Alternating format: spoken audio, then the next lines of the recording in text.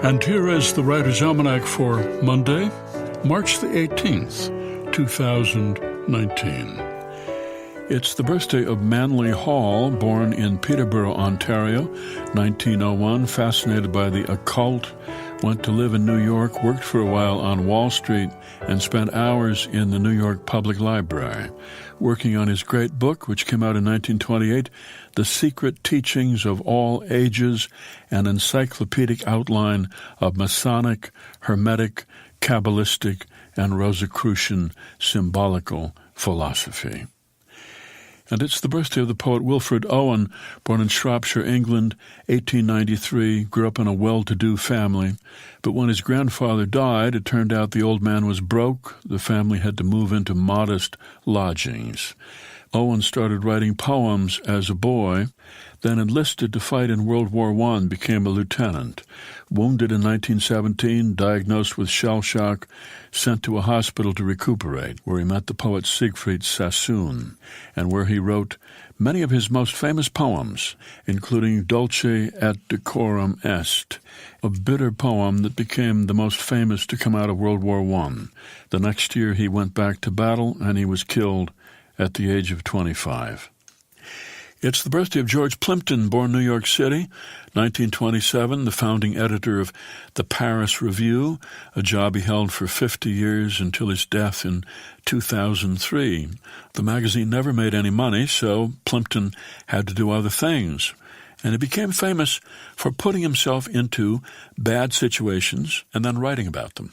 He got into a boxing ring with Archie Moore, got his nose bloodied, played baseball with Willie Mays, tennis with Pancho Gonzalez, golf with Arnold Palmer.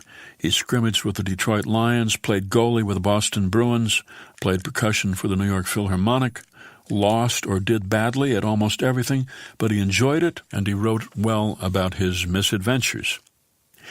It's the birthday of John Updike, born in Reading, Pennsylvania, 1932.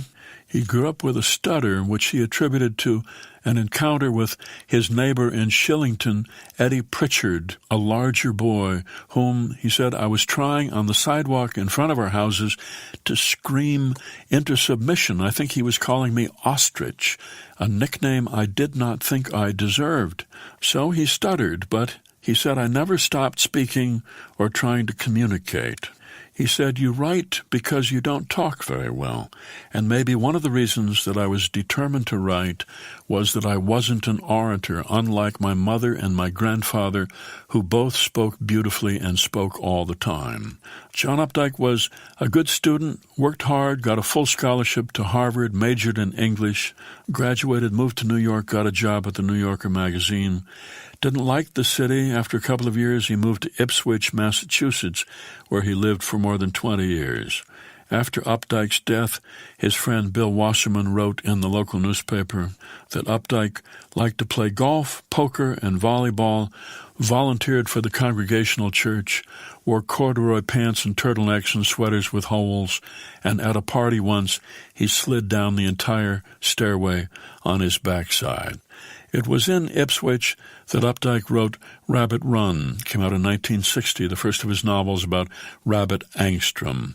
By the time he got to the end of the series of Rabbit books with Rabbit at Rest in 1990, Rabbit had been through marriage, parenthood, retirement, and death. John Updike, who said, I want to write books that unlock the traffic jam in everybody's head. It's the anniversary of the Gardner Heist, the largest art theft in American history back in 1990.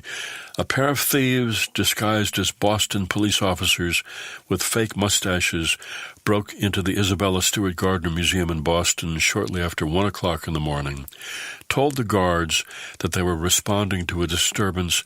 They spent 81 minutes inside the museum and made off with 13 works of art, paintings, drawings by Vermeer, Manet, Degas, and Rembrandt, paintings that have never been recovered, worth about $300 million.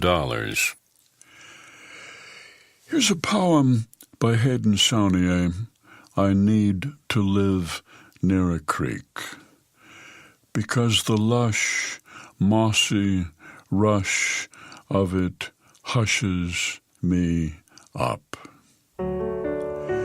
Hayden Saunier's poem, I Need to Live Near a Creek, from How to Wear This Body, published by Terrapin Books and used by permission here on the Writer's Almanac. Be well, do good work, and keep in touch.